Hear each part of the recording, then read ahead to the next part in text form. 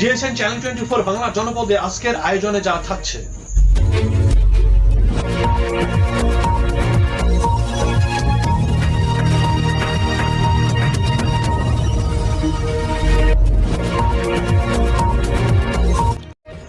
ব্র্যাক কর্তৃক উপজেলা পর্যায়ে বাল্য বিয়ে প্রতিরোধ বিষয়ক সমন্বয় সভা দিনাজপুর জেলার হাকিমপুর উপজেলায়।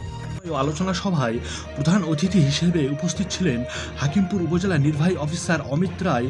বিশেষ অতিথি হিসেবে ছিলেন হাকিমপুর উপজেলা পরিষদের নবনির্বাচিত চেয়ারম্যান কামাল হোসেন রাজ, হিলি পৌরসভা মেয়র জামিল হোসেন চলন্ত, ভাইস চেয়ারম্যান শাহিনুর রেজা শাহিন, মহিলা ভাইস চেয়ারম্যান পারুল নাহার, বীর মুক্তিযোদ্ধা শামসুল আলম, হাকিমপুর প্রেস ক্লাবের সভাপতি জাহিদুল ইসলাম জাহিদ, সাধারণ সম্পাদক আনোয়ার হোসেন বুলু, হাকিমপুর থানার এসআই আরিফ সহ অত্র উপজেলার সকল দপ্তরের কর্মকর্তা বৃন্দ।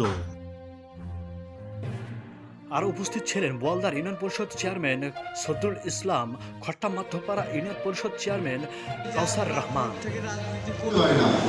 যে সমস্ত মেয়েরা বাল্য বিবাহ করে ফেলে, এটি হচ্ছে বাস্তব অভিজ্ঞতার কথাটি বললাম। আর আমি একেবারে শেষ, বাল্য বিবাহ এটা প্রতিরোধ হয়ে গেছে প্রায় বলা যায় 100।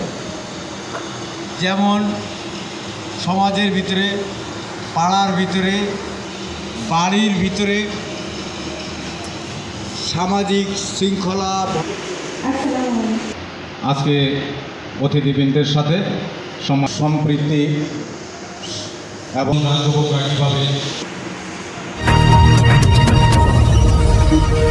দর্শক, এই ছিল ডিএসএন সারা বাংলায়। ধন্যবাদ সাথে থাকার জন্য।